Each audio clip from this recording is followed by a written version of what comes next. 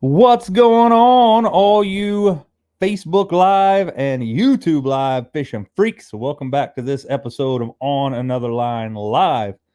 Obviously, you know who I am. You saw the tagline of this video, which was the 40th birthday celebration. That is not to be overlooked because today is my 40th birthday. So, we have a pretty special show talking with Jason Kenner this evening, talking about just basic knowledge that he's kind of gained as far as how we can become better stewards of the water, and how we can try to maybe get together as a group of anglers and try to put some more fish back in the waters that we fish. So with that being said, right after this short intro, we'll bring Jason on and have a short talk. First and foremost, you don't see JR tonight. He's in Texas. We'll talk about that in just a second. That's a life of a fisherman you wouldn't understand. Something you can't feel on dry land. Gotta get your arms way up in a cage and set the hook on smallmouth bass, and then you'll understand.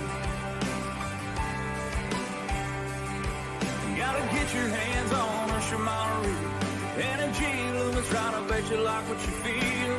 Step on the deck, give the world hello, welcome to my world. That's right. Mark Shannon in the house. Hey, guys. I appreciate it for you guys joining us this evening. If you just now joined us, again, today is my 40th birthday. You only turn 40 once in your life. It's a long way to the fourth floor. Trust me. If I knew I was going to live this long, I'd have taken better care of myself. We'll put it that way. So anyway, we got a special guest going to talk about some fishing this evening. That is Jason Kenner.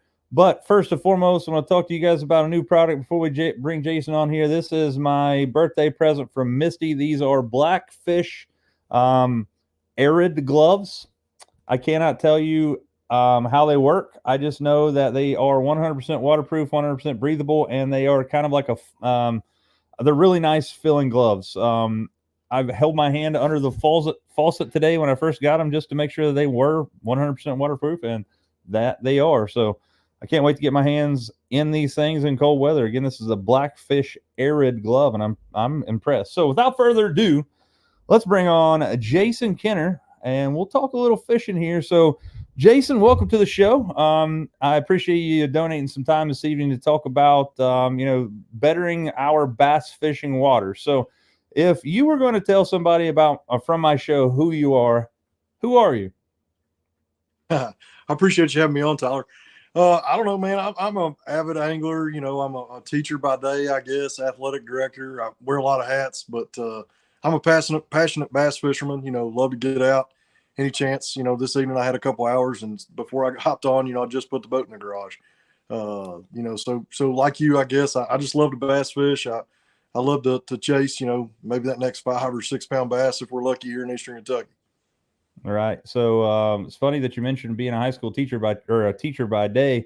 That's what I do as well. I'm a high school teacher. I teach technology at Dawson Bryan High School. So it's crazy. It's a small world, but yeah. Yes, So sir. I'm sure that, down around the Paintsville area and where you're at, with Paintsville Lake and, Yatesville not being too far from you and places like that, you were probably in the same boat we are. And I saw you share that post today about a 10-pound bass coming out of Eastern Kentucky. And you guys know, everybody on the show knows that's a unicorn, right? So how can we as anglers make that commonplace, right? So we've talked about F1s and in the show, and we've always talked about it. And so from my understanding, you've actually have talked to maybe some people on DNR and stuff. What kind of answers have you been given with the F1 stuff? So, that's a deep question. We started, 2.5 years ago, and, we're a nonprofit now. We work with our local fiscal court and tourism. They contribute funds to help us, accomplish things, like the threadfin shad stocking. But, when we started 2.5 years ago in Kentucky, we were, I guess, in denial in a way. We said that, hey, we've got a pure northern strain population. I'm sure you've seen the article that I've shared, over and over that Jen Gilliland wrote, where he had some biologists, from Fish and Wildlife in Kentucky that, claimed we had a pure northern strain population, and that's why we couldn't risk introducing, Florida genetics here in Kentucky. So, and I talked to West Virginia's DNR early on, and I'll be honest with you, in my, reaching out to them via email, they were quick to get back. They had answers. They were curious, I think, as well. I'm not trying to put words in their mouth, but I think everybody's kind of watching Kentucky right now, because of the Kentucky Lake situation, what Tennessee's doing on the Kentucky Lake side, their side of Kentucky Lake. They've put millions of pure Florida strain bass in. So we started asking questions up here, just how far does that introgression line, as Gene Gilliland called it, actually go? Can we conclusively say that, it stops in central Tennessee and doesn't run up into Kentucky? And our argument from the word go is we didn't believe we had a pure northern strain population. I would be surprised if you had one in West Virginia, in lakes that, people put boats on, because we all know, and this, in Kentucky, they blamed anglers for moving these fish. That's why, I guess, the Florida strain, that's why they could say introgression occurred. We did a swab sample 2 years ago, and it kind of forced their hand. So last year they did a widespread sample across lakes in Kentucky, and they found a small percentage of, Florida strain in just about all of those fish. So at some point, somebody introduced Florida strain fish in Kentucky in most of our lakes, and probably, in West Virginia. So, it's a deep rabbit hole, Tyler. I mean, it's got, man, I could go on for days. I'm a geek. I've grown to love this stuff. I love to just try to learn more about it, because I love what you said to start the show. I always felt, it was my duty to leave it better than I found it. We have to say that a lot on our page. We, as anglers, we have to be stewards of what we have as well, Right. So, and that's the thing. That's where I'm at right now. And JR, obviously, by the way, guys, if you guys are just now joining us and you're wondering where JR's at, he's in like this really crappy state for bass fishing called Texas, at a lake called Sam Rayburn. And he's probably not having any fun catching like 200 bass a day. So, sorry about that, guys. We'll be back next week. But anyway, so my thing about this is that when it comes to the situation of us becoming better anglers, again, you talked about like showing up or basically leaving it better than you found it. And that's kind of where we're at right now as far as me. I want to get with my local DNR, and I don't think, I think it's going to be years down the road for them to say, I got probably 20 people that I can call up right now that I could say, give me $100. We go buy some F1s, and we can turn it loose in a lake, right? So that's not what I want to do, right? Because that's not going about it. However, I do have a buddy that owns a 3-acre lake that we're going to turn some loose because it's a private pond. But you're talking about fish being, potentially every fish you catch having a percentage of F1 strain in it. And here's a story that I'll share with you, which it kind of deals with how fish travel, and it was weird to me. I was fishing the Ohio River down below the Robert C. Byrd Locks and Dams, which is right there below Gallipolis in Ohio, and right up from Huntington. And I was fishing there, bass fishing, my buddy and I. It's been about 10 years ago, throwing a crankbait on the riprap there, and I catch this nasty looking shovelhead catfish. It was about, 18 inches long, and I had a tag in it. So, obviously the instructions said to pull the tag out, either keep the fish or whatever you wanted to do with it. But I turned the fish back loose, kept the tag, called. It was actually the West Virginia DNR tagged it. I caught it below the Robert C. Byrd Locks and Dams, and they told me that they turned that catfish loose in a pond in West Virginia. Wow, that's awesome. And it ended up in the river below the Robert C. Byrd Locks and Dams. So how did it get there? Well, there's a lot of different ways. Floods could happen, obviously, and come out of there. I've heard of like birds catching fish and dropping them in other places, and they live. Catfish are pretty abundant species, but it's really cool to me to think about it. Like you said, I'm kind of a geek and I want to dive into it, but Ohio is weird in the sense that they stock what I'm going to call non-target species. Like they'll go and stock 1 million rainbow trout, which is kind of a target species for people. But as well as I do, when the water starts getting hot, those things are either going to, one, at the best case scenario, get eaten by fish or people. Worst case scenario, they're just going to die off. Yep. because we don't have the sustainability. It's not like a big mountain stream where you turn a rainbow trout loose, and if you don't catch it, it lives 10 years. You're not having that. It dies every year. We have in Ohio, our DNR here, they turn loose like millions of like striped bass and Right. hybrids and stuff like. I've heard of people eating them and things. It's a great sport fish to go catch. I love catching those fish. They're heart fighting fish, but it's weird to me that Ohio doesn't do a very good job of sustaining the population of sport fish, even as little as bluegill and crappie. Like you never go to a pond and see them turning loose a million fingerling bass. It's always like, here's 200,000 6-inch trout. Yeah. And So, my thing on that, Tyler, how many guys show up with $100,000 bass boat to catch trout? Because the one thing that we've always gone at, out here in Eastern Kentucky, probably the same, where you're at. We're throwing money at adventure tourism, building trails.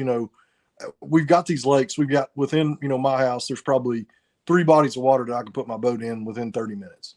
So we're blessed in that way. But, for me, I kind of think about it, like we think about our golf course.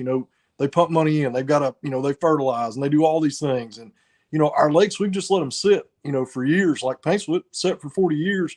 I don't know that any, outside group outside of Fish and Wildlife has ever asked the quality questions that we've asked, number one, and, really put their money where their mouth is, building habitat.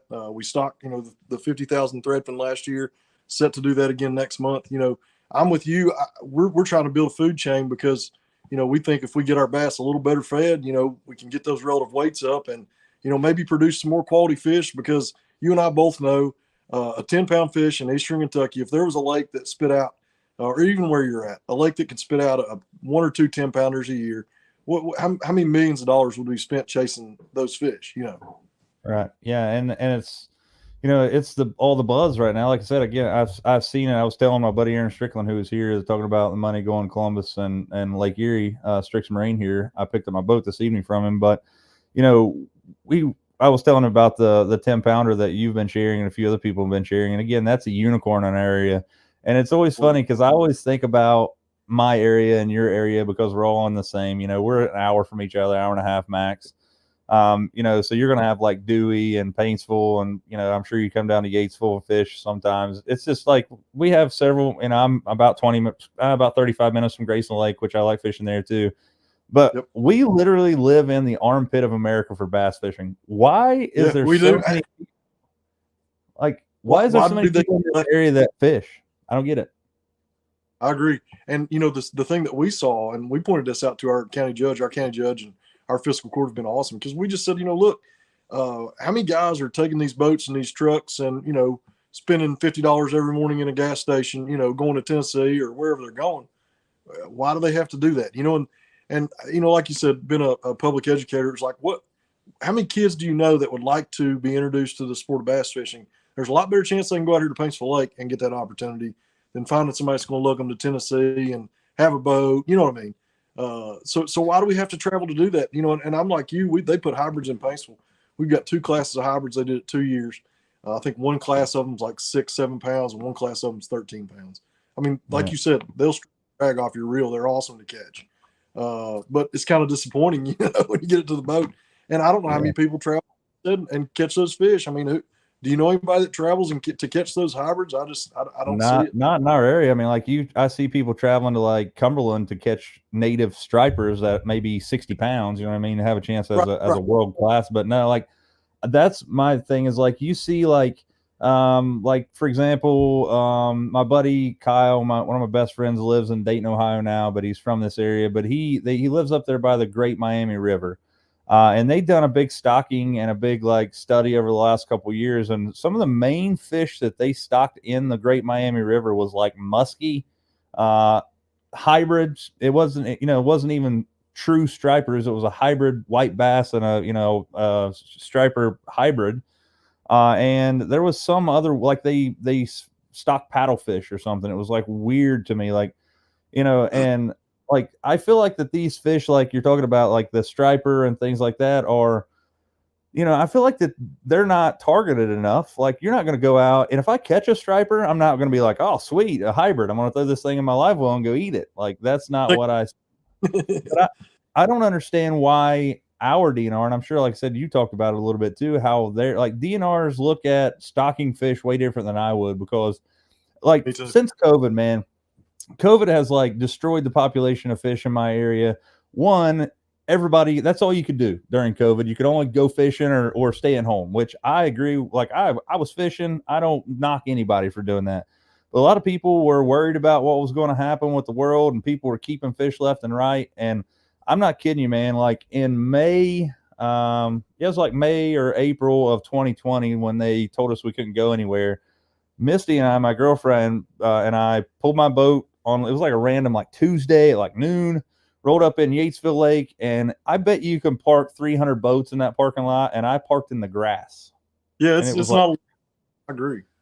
It's crazy, man. Like, it's crazy. Let's see here. And got rated, they released their spring fishing forecast in Kentucky, and Yatesville was rated as high as Cedar Creek, which is, that's the trophy lake they manage in central Kentucky. So, I think they had maybe 4 stars. It was rated, I think, as excellent. Yeah. It's amazing with considering the pressure, right? Right. So, and that's one thing that, and I think it's got a lot to do with conservation and knowledge and building an angler base of people. It's just like I used to be a huge whitetail hunter, right? Like that was, I would hunt whitetails in the fall, and then I would chase bass any other time. Right. But now with Ohio and the way people understand about large whitetails, like if you kill a freaking 3-point every year, that buck is never going to get any bigger than a 3-point. It's all about conservation and having the knowledge to know. And I think what is happening right now is that the knowledge base of all anglers has kind of evolved in a way. Like if you look at like even BASS, like Bass Pro, like the Bassmaster Classic, right? Way back in the day when the first Bassmaster Classic kicked off, you could keep 10 bass, and every bass that they caught in those Bassmaster Classic, they all died. They put them on a stringer. They all filleted them out. Like it was like, that was commonplace. I'm not knocking them, but that's just what happened. And that still happens today. Like somebody posted a picture the other day on a group that I follow about Yatesville, and somebody had like 20 pound of fish that they kept.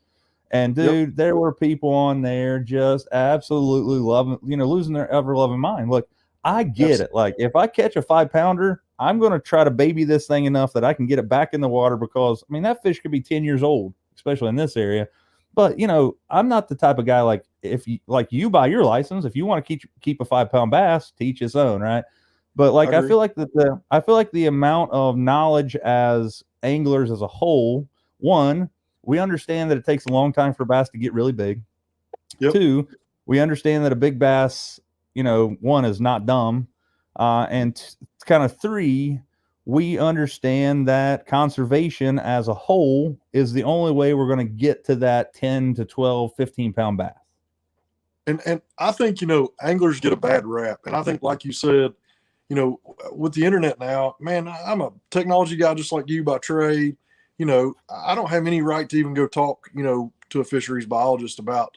But at the same time, I've read and consumed enough, information about, the subject that I think I can ask good questions. You know what I mean? And I don't think there's anything wrong with that. I almost feel like it's our responsibility, as outdoorsmen.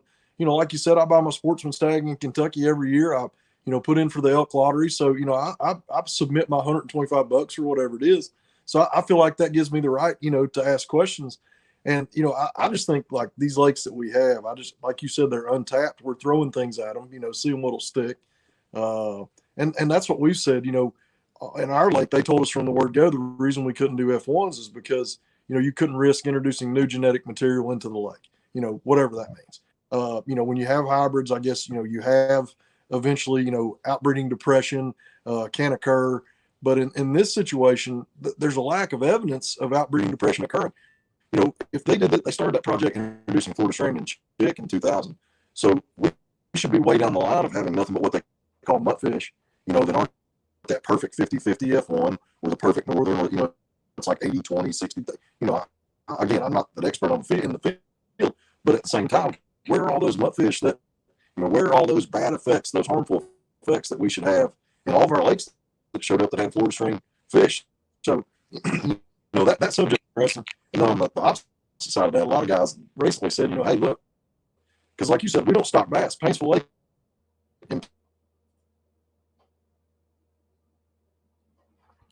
We have lost Jason. We'll give him a second to come back on. He was getting kind of glitchy there.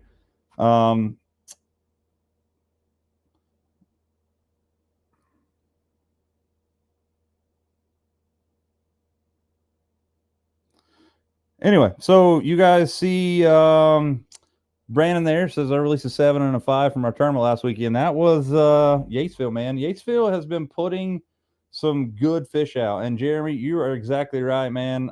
You're getting paid. Why not go fishing? Like, I felt like I was a pro bass fisherman, just for the simple fact that I was getting paid, and they basically said, look, you got two options. You can either go fishing or they said go outdoors. So I chose to go fishing as well as everybody else. So I don't knock people for that.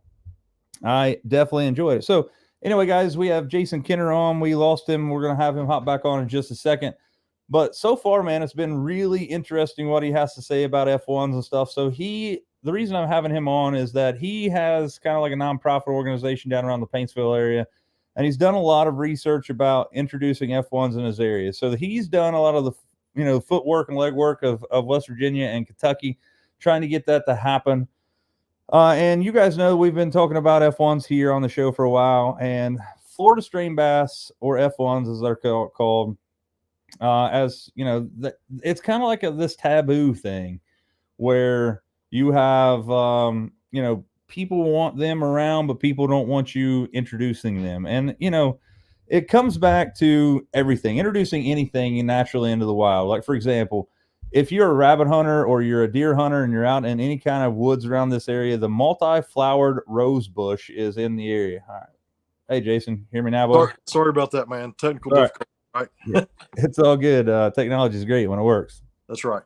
So I was going to finish that thought there. So, like, because I think it's important people understand this. Paintsville Lake's a 1,000-acre lake, like you said, very similar to all these lakes.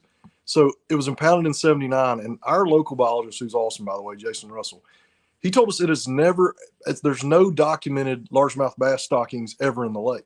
To me, that's interesting for a lot of reasons. Number one, everybody says bass fishermen, we catch these fish off the beds. If you're a bed fisherman, I'm not the best at it, but if we catch these fish off the beds, we move them around. So how do these fish spawn?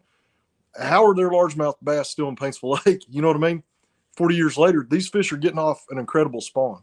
So one of the things we found, in talking to those biologists was that we probably need to keep more bass. Catch and release, like we talked about, it's a good thing, but maybe have some discretion. Maybe that real skinny bass that looks frail, maybe that's the one that we take out. You know what I mean?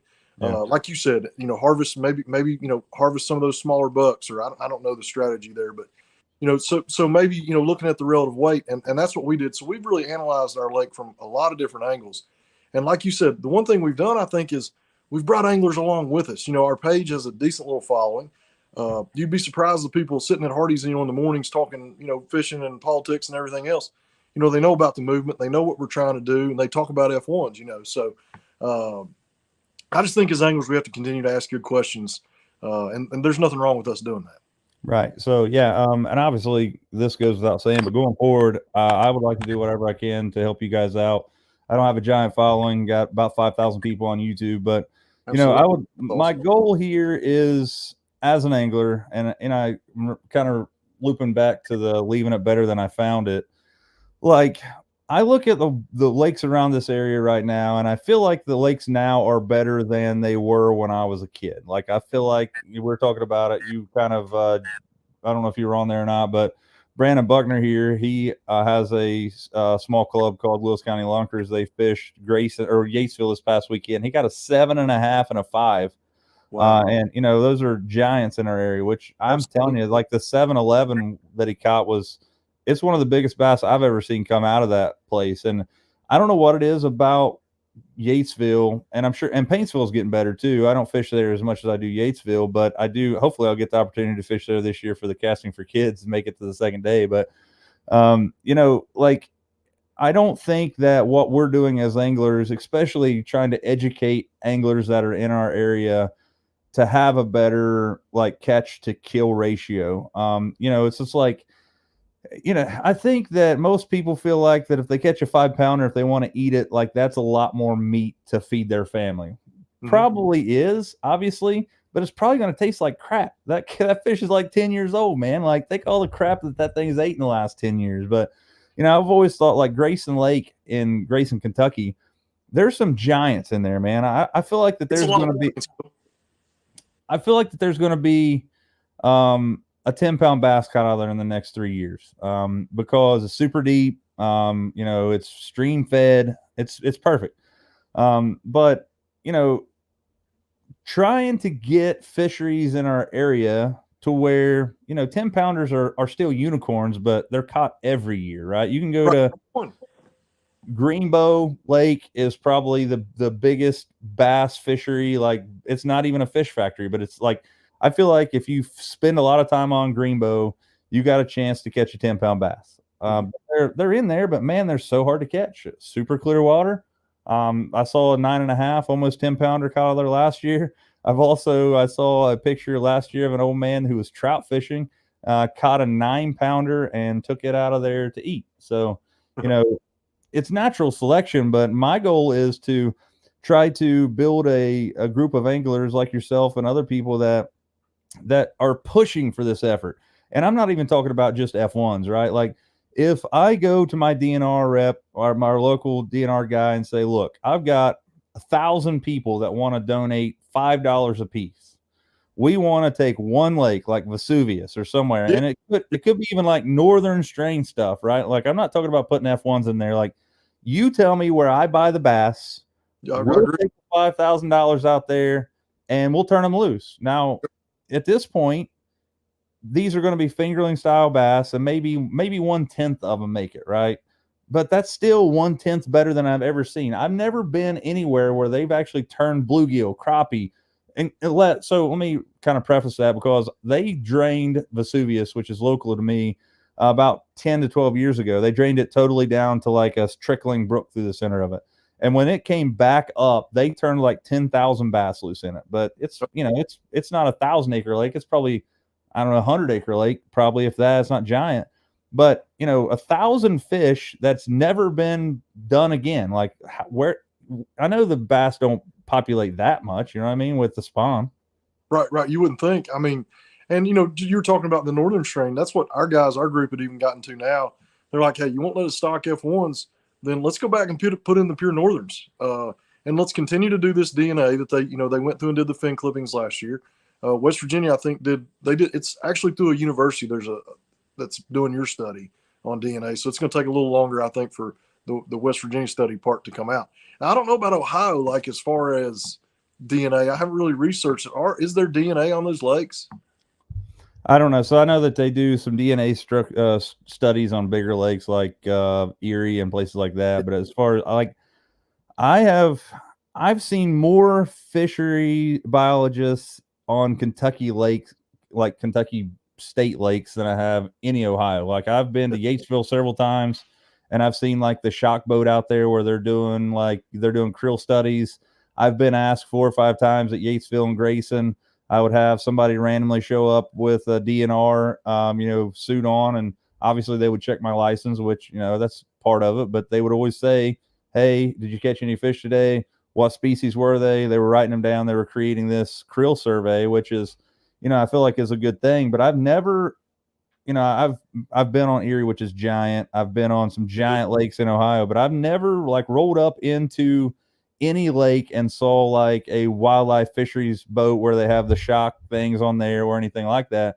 So I don't know. And it could be what Strickland said earlier, that it just money doesn't come this far south in Ohio. That could totally be it. But the same thing they say in Eastern Kentucky. Nobody cares about us out here. You know what I mean? Right. Yeah. So, and that's what I want. Like, I want you and I to fix that. But I'm sure you can see this thing here. It said, Jesse said, yeah. So, voted down with a proposal for F1 introduction because their biologists say it would kill this native northern strain. Is there truth to that? No, it would not kill the northern strain. But, what they're saying and what, Kentucky and I guess I keep using West Virginia Tyler, because I've talked to them, and I think they're kind of like Kentucky. It's like we're kind of on that fence. Yeah. One of the guys that we've gotten to know, Aaron Fuel, is actually from West Virginia, and he's out in Oklahoma now, but he's kind of followed along this effort. You'll see him comment. He actually has a fisheries biology degree from Auburn. So there's some guys contributing to this effort. Zach Slagle's done a study on Lake Erie. Some of those guys, the different guys that are frequent in the group. So like you said, the knowledge part there is growing. And I think that's one of the problems with our DNRs. And I'll get back to Jesse. But with our DNR, I think we've always kind of been frowned upon. Like, anglers can't know anything about fisheries biology. There's no way we can know anything about it. We don't have a degree in it. You work in the technology field. You don't even have to have a degree in technology now, right? You can go learn any technology facet that you want to learn, Right. and create Facebook or whatever. So I think they have to understand that, now, number one, as anglers, we care, we have a vested interest, but we're not completely ignorant to the subject now, thanks to social media, the internet, and guys like us talking about fishing on a podcast, right? So, I think that gap has to be bridged. And that's the one thing we've gone at our commissioner in Kentucky and our state fisheries biologist. Hey, look, there doesn't need to be a wall. You can't just sample these lakes with, the guy out there with the notepad and the creel surveys that guys lie to, because they do. I mean, how many bass fishermen are going to tell you how many fish they caught, yada, yada, So I think you have to combine tournament data. We're all so good at keeping tournament data now. We need to look at the tournament data. We need to look at, those electrofishing surveys. But there needs to be a bridge between the two groups, the anglers and the DNRs, because, number one, we're going to trust those guys more if they talk to us about these things and have those conversations, even if they are difficult. You know what I mean? But going back to Jesse real quick, I just want to hit that. They said the Florida strain, they could, I guess, outcompete a class of fish. I've heard that from biologists. If you put in, I guess in Eastern Kentucky, our bass in the fall are about 4 inches long, those ones that spawned out. So if we put in a class of, say, 4 to 5 inch F1s, they could potentially outcompete, I guess, a class of bass. So, I mean, and again, I'm a technology guy talking about a subject I'm not supposed to know anything about. So, but I have heard that from biologists. As far as the Florida strain part, like we talked about earlier, the big thing you hear there is outbreeding depression. And the outbreeding depression argument is, okay, you start with that perfect F1, 50-50, 50% Florida strain, 50% northern strain. And then when it breeds into that population, all of a sudden it's 70-30, or you know what I mean? It gets watered down. And what most people called those were muttfish. And that was the argument that the Kentucky Fish and Wildlife had. That was, we don't know what the long-term effects of this are going to be when we have all these muttfish swimming around in our lake. Then on the backside of that, now we know that how it already happened, and we got muttfish everywhere. But anyway, right. And I think it comes down to the situation of DNR. I'm not knocking DNR, and I'm knocking us as human beings. That I think we like to err on the side of caution, no matter what. And if you look at like the zebra mussels and the gobies in Lake Erie, like I've been fishing Lake Erie since I was knee high to a grasshopper. My dad would take me up there. Like I've been fishing since like I was 5 years old on Lake Erie for walleye and bass my whole life. And yes, sir. Like 20 years ago, you would pull up to a boat ramp and there would be this giant banner saying that you had to like spray off your bilges and you had to like spray your boat off because they were worried that the zebra mussels in Lake Erie was going to cross contaminate other lakes. And that if you caught a goby in Lake Erie, you were to kill on sight, like they were supposed to all die. And now 20 years later, none of that's true, right? Like zebra mussels make your lakes clearer, and gobies are just bass candy, right? So none of this comes to fruition. But again, I think it comes to the situation where they have to err, like they want to err on the side of caution, because it's kind of like Pandora's box, right? When you open Pandora's box, you can't close it again. It's just like, oh no, we screwed up. You know what I mean? Yep. Well, and one thing, it's interesting when you have these conversations, because everything's so transparent these days. You know what I mean? And we've talked to, biologists and whatnot. I've had conversations with, wildlife biologists that have nothing to do with the fisheries side. And one of the things that those guys said to me kind of off the record was, hey, look, look at the elk project in Eastern Kentucky. Those aren't native elk that we, brought here, 150 years ago, whatever. Those elk were trucked in from Wyoming, all these out west states. And, a lot of our wildlife restoration efforts, we've trucked in stuff from who knows where. into Eastern Kentucky, at least, because, with the reclamation, that was how we said, hey, this vining reclamation, look at all these whitetail deer. You know what I mean? And same with the ponds. And we found out, again, a lot of word of mouth and probably bad rumors, but High Splint that produced our state record, and they even sampled it last fall and found out that it had, a higher percentage of Florida genetics. But they said it was originally stocked with pure Floridas. Now, the one thing that I think that we probably know at this point is, kind of like the thread shad, we talked about that earlier. If you don't supplement those threadfin over time, if you don't supplement those Florida genetics over time, it's not going to stay with your lake. You know what I mean? I guess you eventually go almost back to where you started. I really don't know that. Right. So that's kind of like where we're at right now. But it was funny there that Josh Hayden said that he'd like to see the genetics on that. I guess the guy who caught the fish that you've been sharing, his name's Jason, I guess. But yes. And like if you look at like Texas, speaking of Texas, we got Jared invited on here with us. We'll get to talk to him about Texas in just a second. But like if you look at like the Lake Fork tournaments and stuff that they've had, like they turn loose. Like and if it was a share lunker, then they would take it back and DNR would take it and they study these fish. They, spawn these fish in captivity. And then they turn these, these fingerling spawn of 12 plus pound fish back into the lakes. But one of the cool things that I've saw recently is that if they were like 8 pounds plus, they were swabbing the fish, I guess, for genetics. So like, and I think that's something that,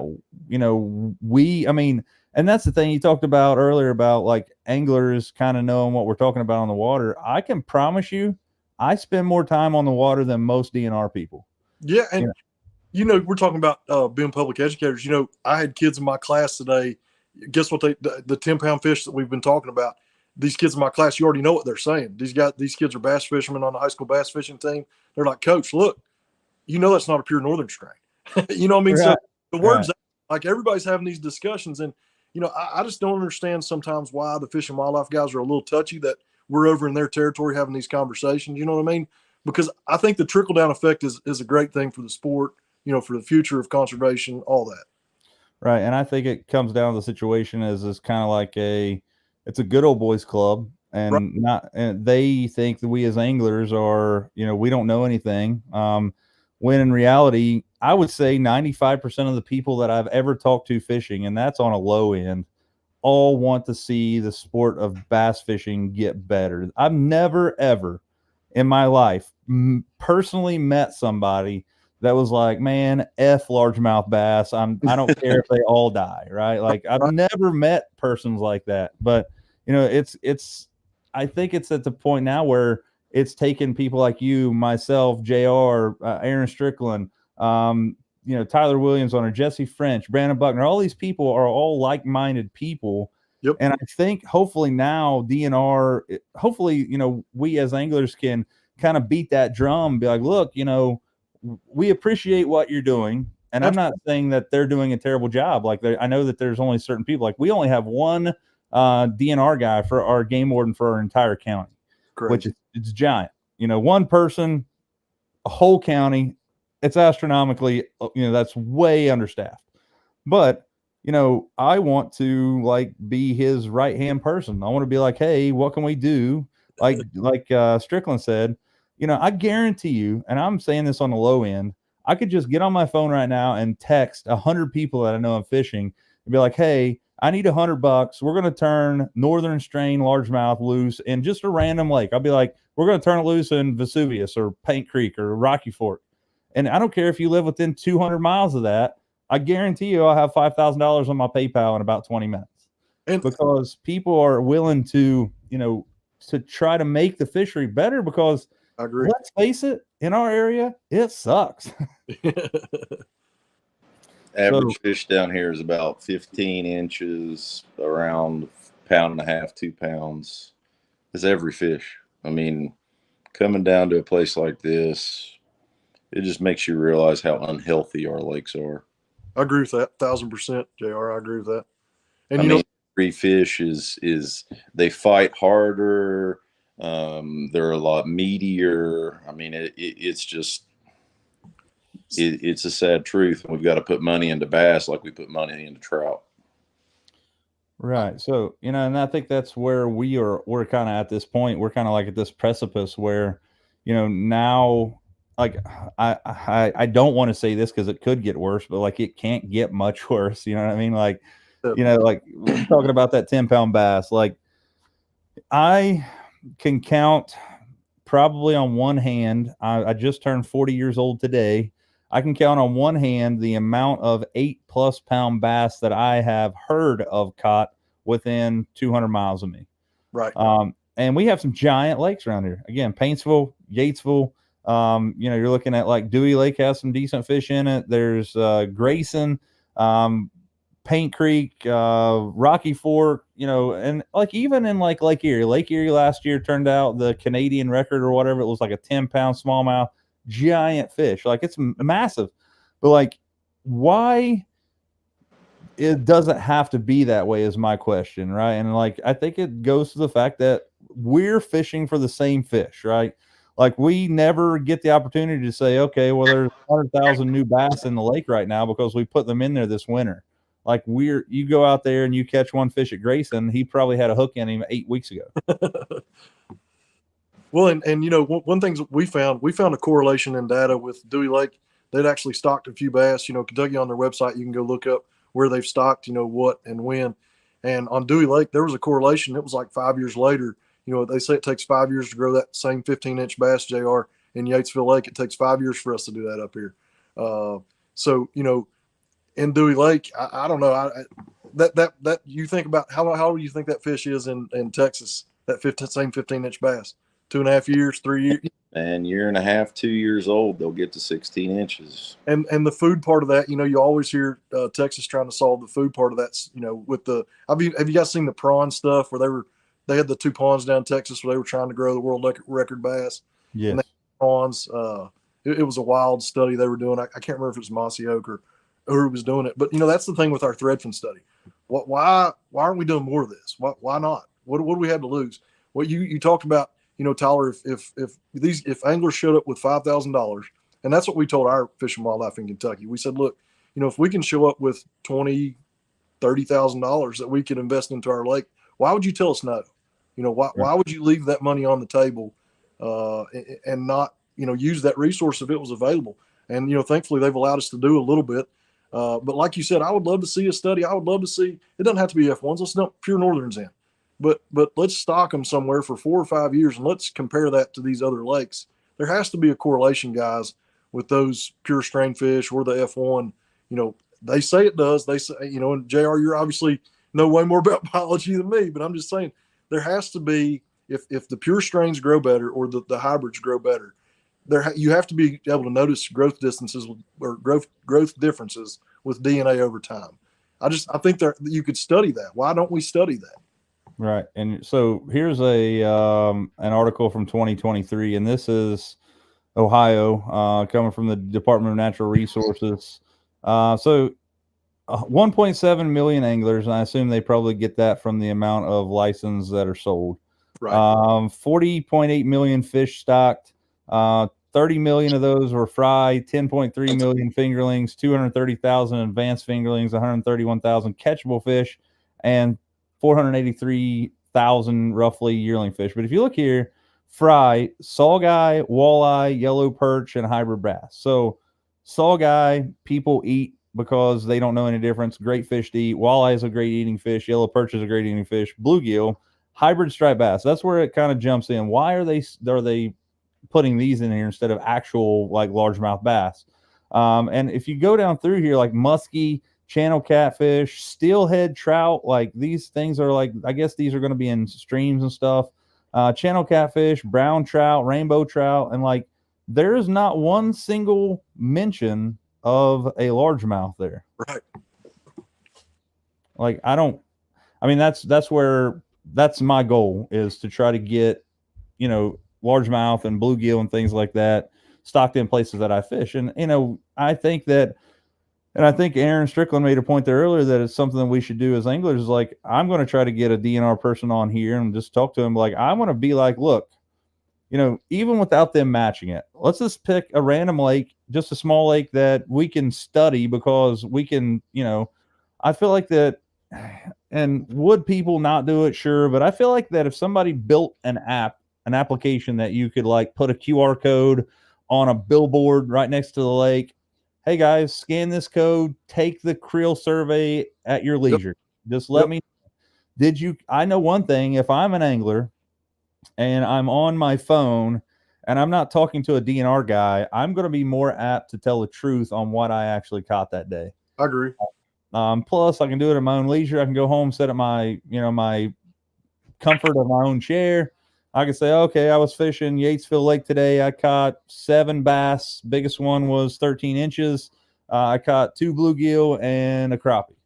And that becomes now easier for us as anglers and as biology people and statisticians, if you will, because I will tell you one thing as being, as you were talking about earlier, a public school teacher, governments revolve on hardcore evidence. They have to have statistics that you said, look, here's this year. So we make this app, you put this billboard out on this small lake like Vesuvius. We do this 1-year creel survey. Okay, I caught 15 bass. 4 of them were this length or whatever. And then a year later, we turn, 200,000 bass loose in there. And we have that same creel survey going on for a couple years. It would be easy for us to say, here's definitive evidence that these stockings help this lake by not only the amount of fish caught, but the size of fish caught also. I got my my biology degree from Marshall, and being so close to Marshall, there's a ton of people that do a lot of research, and getting in there, getting involved with their ecology department, and it might be a good thought to try to get them involved with them being so close. Especially they're going to have a lot of people that are really research oriented that'll be willing to help too. I never really thought about that avenue until now. And the data part of that, JR, tell me if I'm wrong, but if you took all that angler data instead of just, because I don't know about where you guys are, but in Kentucky I think they do a spring survey and then a fall survey with their electrofishing boats. And I just think if you combine that, number one, I went out with them and did the electrofishing. It's a really cool experience. So I got to see that side of it. But at the same time, Paintsville, it's only 1,000 acres. And, we talk about that being small compared to Guntersville or whatever. But if you go shock 6 sample sites, with their electrofishing boats, there's so much they could miss. Even doing spring and fall. So I think if you combine that with angler data, and I think our local biologist is listening to some of that. I think he's looking at, some of that stuff now because, we've pushed the issue so much. But why wouldn't you want all that data, from a perspective of, hey, if I can make this better, if I don't know, just the more information, why not? Like you guys were talking about. Oh, right. Yeah. And then the individual genetics of the fish are actually shocking too. I mean, if you're doing the swab data that, Major League Fishing does on their big fish, I mean, just to do that, to get, I mean, as well as I do, Jason, a lot of these fish already are going to have Florida strain in them. It's just whether they would prove it to admit it. That way we're not getting rid of the northern strain. And, JR, in Kentucky, they say we brought them all back from places like Texas and Alabama and everywhere else. And I mean, I'm sure people have. You guys have heard stories just like I have. Now, when you get into the numbers of, for me, I don't know how many thousands of bass are in Paintsville Lake, but, you'd have to think it's several thousand. For a guy to bring a live well back of 3 or 4 bass and dump them in Paintsville Lake, change the genetics in the whole population, that's a little far-fetched for me. I mean, you know what I mean? It just mm-hmm. So I don't know. There's a lot of holes in the story. And, one of the things that I found interesting, JR, I didn't know this. And again, I may be incorrectly stating this. I'm a Google search guy, right? But largemouth bass weren't always in Eastern Kentucky. We built these man-made lakes. They've been here, I think it was 130 years. They brought the Florida strain, I guess, nationwide in the 60s. But, in the 1800s, they were sending out, the United States government was sending out packages of these bass. So when we say native and, we're protecting native genetics, what we found is that's about as loosely used term as it could be, because they're not really native in the first place. So Ricky said he heard a guy talking about his local lake stocked, trying to get his local lake stocked, didn't have any luck, so he gathered some money from anglers and stocked it on his own. Lake's starting to come back. He could go to jail, but he's fixing the problem. And like I want to ask these questions to DNR, and I want to ask questions in a way that I don't want to come off as being abrasive or harsh. Right. I really am trying to learn how I can make my fisheries better because one, I'm not going to be here forever. I'm here for a good time, not a long time. You know what I mean? And it comes down to the point where I would like to catch a 10-pound bass in a lake in my area before I die. I don't know when I'm going to die. Hopefully it's way later than it is sooner, but I want to be able to ask the questions to the DNR and talking about, like Ricky said there, like, I think there's enough people in my area here that would be willing to do what you're doing and kind of beating the brush and be like, hey, what does it take for us to make a difference, right? Does it take $500? Is it $5,000? Is it $500,000? Is it $1 million? Like, what does this look like? I know that if that statement is true, that there was 1.7 million or 1.7 million anglers, let's just say that I think the average fishing license right now is $24. Times that by 1,700,000. It's 58 down here, in case you're wondering. What is it? I said it's 58 down here, in case you're wondering. 58 degrees. Oh, $58 for a license. $58 for a fishing license. But for the week, for the year. Got the share lunker program and all that, right? I mean, I'm just saying, people would spend it up here too. You could double that fishing license, guys, if you had lakes that produced around us. Right. So if you think about that, and this is not, I'm sure some of those people are out of state, like JR was talking about. Right. But if you just do the random math there, and again, this is on the low end. This is that, well, I guess you can't say this is on the low end. This is probably average because you got some people that are probably military who get free licenses as they should, and you're going to have some like golden buckeye holders that probably get like a $9 or $10 license. But just on average, if 1.7 million people fish in Ohio, that's $40.8 million. Now, okay, so let's just say that there's, let's do how many counties in Ohio.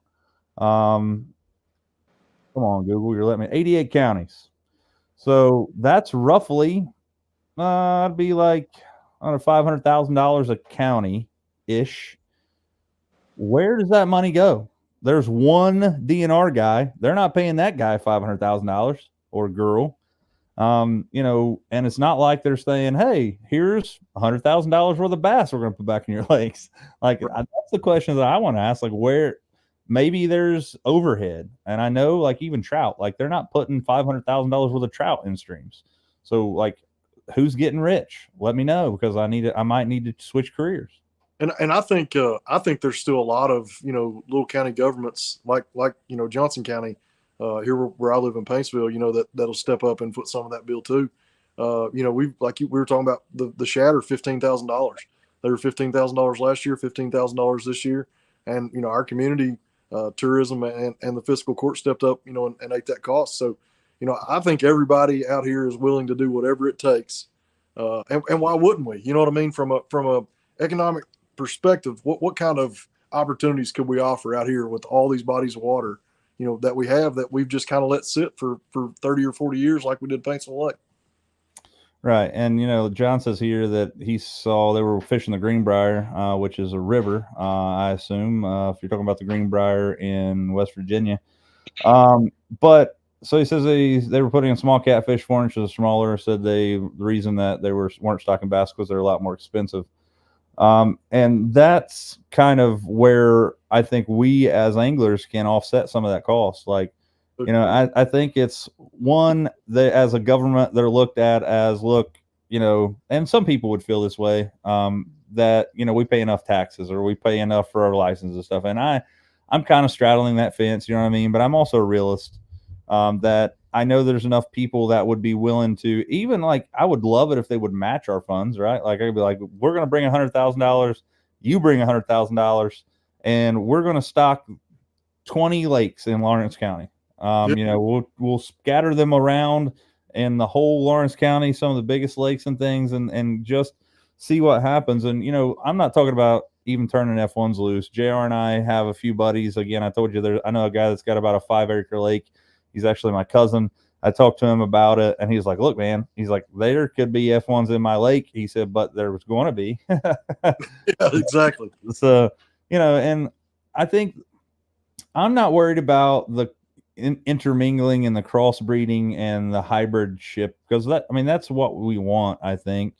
But my thought is like, so from my limited knowledge, and correct me if I'm wrong, an F1 fish doubles in size every year, which is something that the northern strain doesn't do. Does that, one of the things I've heard people say is that the F1s now would be, creating an unhealthy competition for the forage that exists at that point. Yeah, because they take those traits, where they say they're more aggressive, easier to catch, so they have Josh and Mark McKenzie's been awesome. I presented at the fiscal court last night, and I think we're going to get approved for our 15,000 going forward, buddy. So that's awesome. But I think that's one of the worries there, Tyler, long term. If you put F1s in, you're going to have to continue to supplement those over time. And I really, if I could say there's one thing that I think is holding these organizations back from doing the F1s, it's the fear of the cost long term. That if we put these in, all right, we're going to grow some good fish out of this first batch. But if we don't continue to have that 50-50 fish, we're going to have to stock more. It's going to cost more money. But, it's interesting, this whole argument, because I think there's so many holes in it from every angle. When you go look at Major League Fishing's data, you were talking about swabbing those fish. I actually had that document from Stephen Barton. And when you go look at that document, the F1, it's not just the 50-50 fish that are the biggest fish that were caught on the circuit last year. I saw some 60-40s, some 70-30. So you can't put it together like a perfect puzzle. It doesn't make sense. It's not logical. So I think that's why that these things require that we test them and see what happens.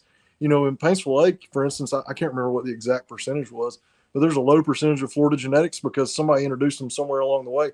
I don't see what we're losing by backing up, and working with the Fish and Wildlife, like you said, raise $5,000 and put $5,000 worth of those fish in there and let's study it and let's see what happens.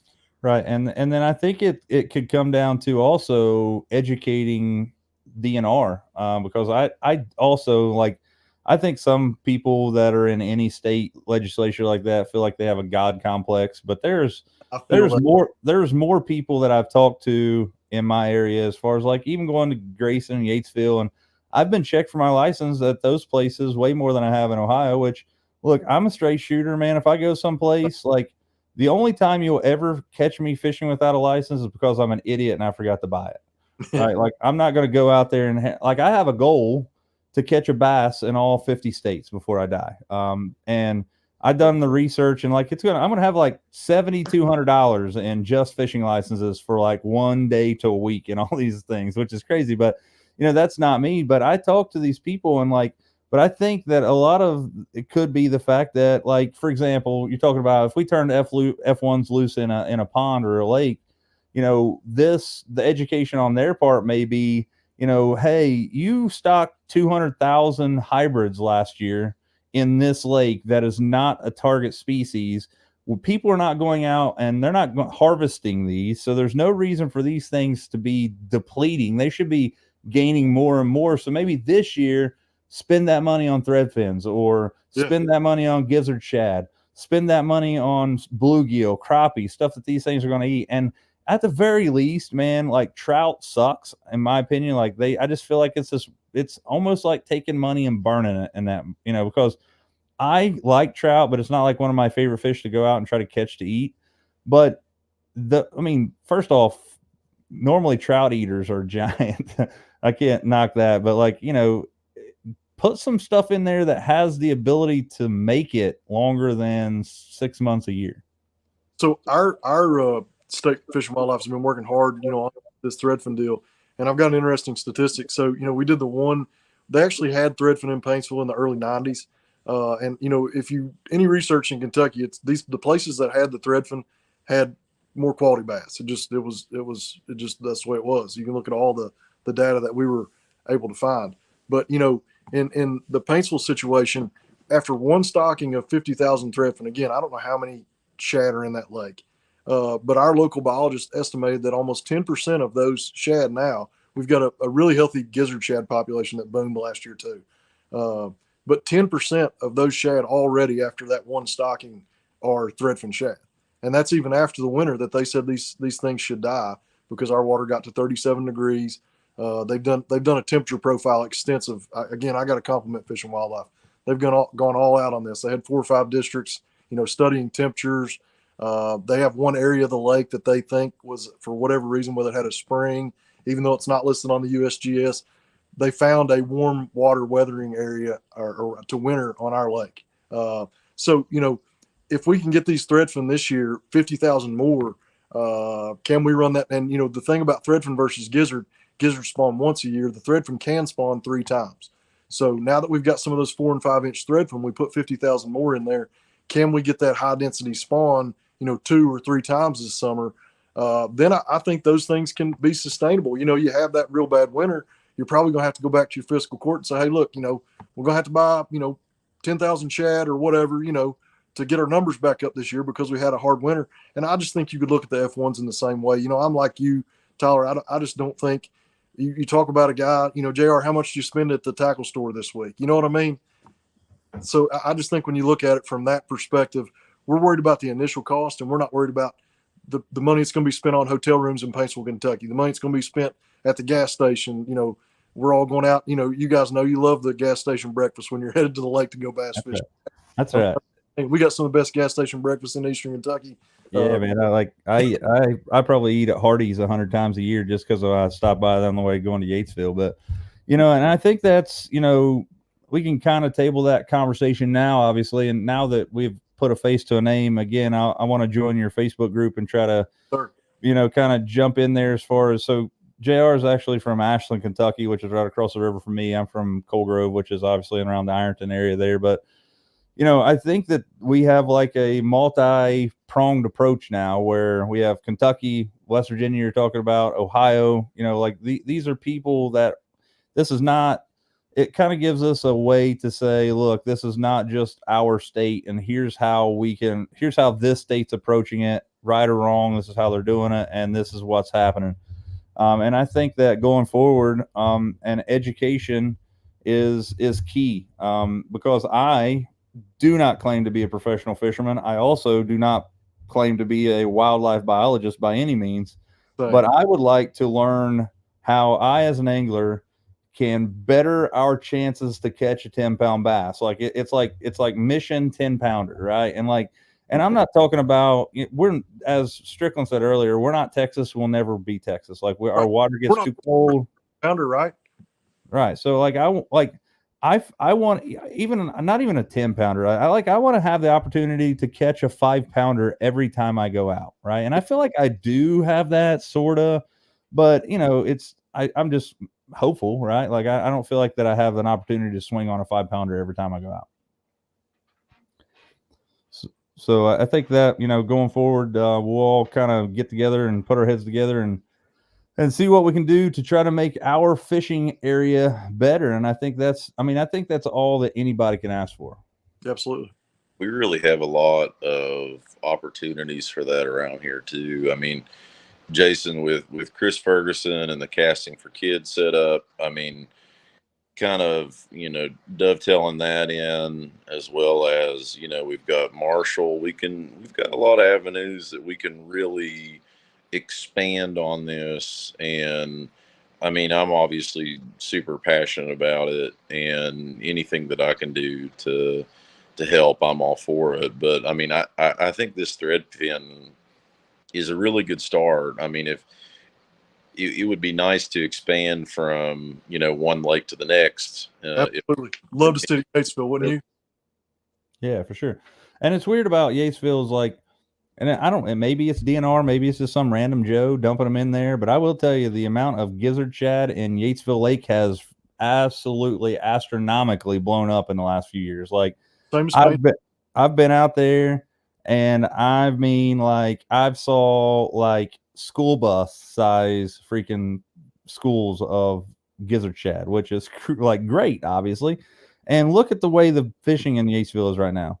You know, for example, we talked about, you know, Brandon Buckner caught a 7-11 and a 5-pounder in the same tournament at Yatesville Lake, which, you know, like, that's like in Texas, that's probably like an average size day. Right? If you know the lake and you're fishing there all the time, like, you catch a 7-pounder, like, okay, this is pretty cool. I'm going to take 9 to win it. Right. It's going to take a 9-pounder for big bass. But, you know, like, creating this, I would just like to have the, I don't know, ego boost that said, you know what, I'm going to go to Yatesville, and any given cast, I can catch a 9-pounder.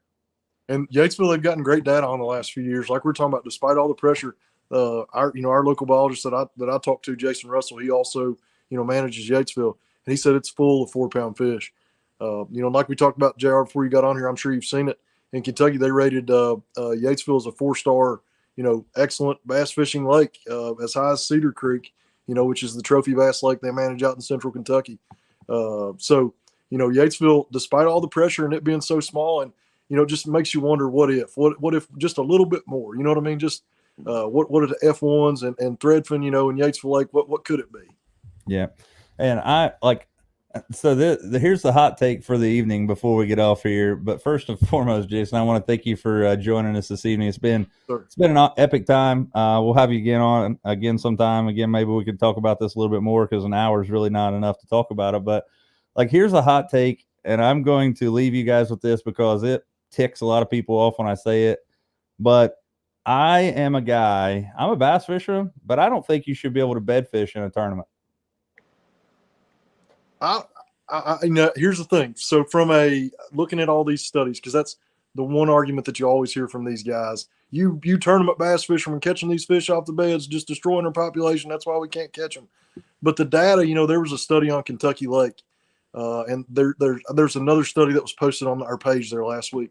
There's 2 interesting studies that conflict that argument. Now, if you go back and look at those posts, because we don't want to get into that one tonight. Like you said, it's a whole nother hour. Yeah. Zach Slagle, I've gone to Lake Erie my whole life too, Tyler. I love Lake Erie. But Zach Slagle, I think I'm saying his name correctly. He's the one that's doing the smallmouth movement study on Lake Erie. If you've seen the one from Champlain where they showed, that's an interesting study about how those fish traveled back after the tournament on Champlain. But he's doing a similar study on Lake Erie. So, and he jumped in on one of those posts and said it was on Gene Gillen's post. It was on the BASS conservation page. But Zach even jumped in when they posted that article about tournament. It was a recent study from Texas. So you can go back and find that post. But Zach jumped in, and I guess the smallmouth side of that, from his experience on Lake Erie, he said, hold up. I don't know that we can conclusively say, when you got the gobies and all those factors, you guys know how the size limit changed on Lake Erie because of those outside factors. But, there's some great conversations being had, like we've talked about the whole episode. I think it's great that we're finally at the table having those conversations as bass anglers. Right. Yeah. So that's the deal. So, like, what's right, what's wrong. But I will tell you, one of the craziest stories that I know of bass traveling one day, and I can know this for exact fact because about, I'm going to guess 8 to 10 years ago, we were fishing one of the biggest bass tournaments in our area. It's called the River Rat. It's on the Ohio River. It comes out of Coal Grove, Ohio, usually about 40 boats. There was a smallmouth bass caught on the Ohio River that had a giant scar. I'm talking like from its eyeball all the way to its tail. Like, you could not, it looked like it had been ran over by, it looked like somebody hit it with a prop. It wasn't like a gaping wound either. It was like a scar. Like, this has been years ago. It was turned loose. It was the biggest bass of that day. The tournament's 2 days. A guy caught that exact same fish 1.5 miles up the river from where it was released. So I think, there's a lot of stuff that can be talked about there, but what I was talking about a second ago is, again, don't going to get into it too much because we're getting ready to get off here. But, my biggest thing is, like, if I catch a fish 7 miles up Yatesville and he's on a bed or she's on a bed, like, I don't know that they're making it back to that bed, but I know they all, swimming in and out of the beds and stuff. And it's like natural selection, right? Like, who's to say that it doesn't help them? But it's just kind of one of those things where, who knows, right? That's why we're all trying to get a little bit better and trying to learn a little bit. One of the things they're tolerant, I mean, again, so many rabbit holes on this subject, but one of the things that I found, I always thought you had, one female bass, one male bass, they spawn on that one bed. One of the things that I learned just from reading over the past couple of years, that female actually spawns on multiple beds. So, I guess the male pulls wherever she finds a male that pulled up, and did his work, she'll pull in right behind. And the thing that, again, going back to that subject on Paintsville Lake, it's never been stocked. Paintsville, there's a tournament every Saturday, just like Gatesville. How have our bass survived? Somehow, some way, they're getting off a spawn. Right. And there's not Paintsville. You guys know it's a deep canyon, so they only spawn on the banks, and Right. all that fish the banks, right? So how have they spawned and survived all that time? It's crazy. Right, and I think it comes down as far as stocking. I'm definitely going to look in my DNR to see how we can help kind of supplement that. But another kind of question that I would have is, do you stock the fish secretively with DNR? Because do you get a skewed perception of your data? Like, for example, let's just think Vesuvius, which is 5 miles from me. It's a really small lake, probably 100 acres or less. It's a trolling motor only lake. So you go there. If I am an angler and I am told that tomorrow they're stocking F1s, I know that I'm not going to catch an F1 bass over there. But I do know the amount of pressure that lake is going to see, because people know that has F1s in it, probably is going to skew the data, because people are going to be fishing there more than they would if it wasn't there. I agree. And I think that's the one thing that, you've got these organizations. I'm not putting these guys down in any way. There's maybe a outdated mindset there on what you could get back by advertising that. Why not pick 10 lakes? We're going to dump F1s in them, like you said. I'm going to circle that because, like, I already know, Boone Lake's one of my lakes I'd like to get to this year because, they have F1s, and, Lake Norman, these other lakes where they're Smith Mountain's on my list. One of the classics for one of the trails here went there last year, probably because they heard the F1 talk. So I think they've got to embrace that idea that, hey, it may cost us 10 grand up front to put these fish in, but what can we get back, down the road? I think you're talking about millions of dollars with us crazy bass anglers who drive to St.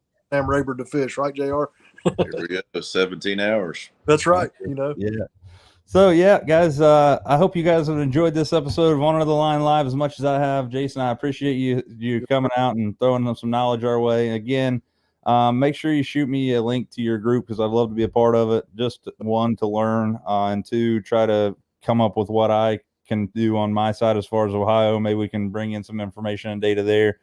My next step is to get a hold of DNR in my area, and I want to try to proposition them as much as you have, like much the same way that you have, that says, hey, is this a money issue? If it's a money issue, can we fund this privately? Can we choose a lake? Can we hold this like beta test? Like, let us put Northern Strain, like I spend, as everybody's talked about on here, I spend thousands of dollars a year. Like I have a 2006 Stratus 201 Pro XL that I pull with a $70,000, Silverado 1500 High Country. I put $100 worth of fuel in my truck. I put $100 worth of fuel in my boat to go somewhere to catch a stinking old greenfish. If somebody said, hey, for $100 a year, your $100 is guaranteed to go to largemouth stocking at bass lakes within around you, I would 100% do that. I would probably, triple that, quadruple it, whatever I could do, because it's an investment that I want to see dividends from. And I think that's something we can all do. Totally agree. Yeah. So, guys, again, I hope you guys have enjoyed this episode. Jason Kenner here, who is an advocate for, all things conservation and fishing, just like we all are. So we will post a link to his group tomorrow on the page if you're interested in joining that. I'm sure he'd love to have you just talk fishing and stuff. So with that being said, Fred, thanks for the kind words, man. Appreciate you guys jumping. And Josh, you're right, dude. That's what it's all about. I don't have kids, but somebody told me, bluegill is the gateway drug to fishing, and I'm 100% with that because that was probably the first fish I ever caught. Somebody showed me how to fish, and I am now like I don't like fishing is not a hobby for me; it's a way of life. If I'm not fishing, I can promise you I'm thinking about it. I'm that kid in high school, like I'm sitting there, got some free time, like I'm not looking out the window. I'm thinking about, man, it's Tuesday. I'm going fishing on Saturday. How many hours is that? Right. So it's one of those deals. So again, guys, we'll post the link to Jason's page or his group tomorrow if you'd like to join in and talk conservation of, I mean, we're in and around the Kentucky, Ohio, West Virginia area, but if you are other places and like to hop in there, I'm sure it's all well and good. Just kind of make a really, I think the community of like-minded anglers that want to have a better chance of catching a big bass. I think that's kind of where I would go with that. JR, I hope you catch a 17.5 pounder tomorrow. Me too. Like, I hope you catch one so big that the picture alone weighs 3 pounds. And makes Josh Jones jealous, right? Right. Oh, That's yeah. right. Yeah. Out there, forward-facing sonar with the. I watched a Milliken video down there today. He was throwing the draw and smashing them. So think big, JR. Maybe so. I got to find the big girls. The other ones I've found a plethora of 1.5, 2, 3 pounders, but no size. But we've put 10 in the boat, at least 10 keepers every day since we've been down here. So it's awesome. A bad day down here is much better than a good day back home. Right. Yeah. So it's cool, man. So I hope you smash them. Let me know how you do. But again, guys, you guys know the routine. If you guys can get out there and lean on them, we'll see you next time on Another Line. See y'all.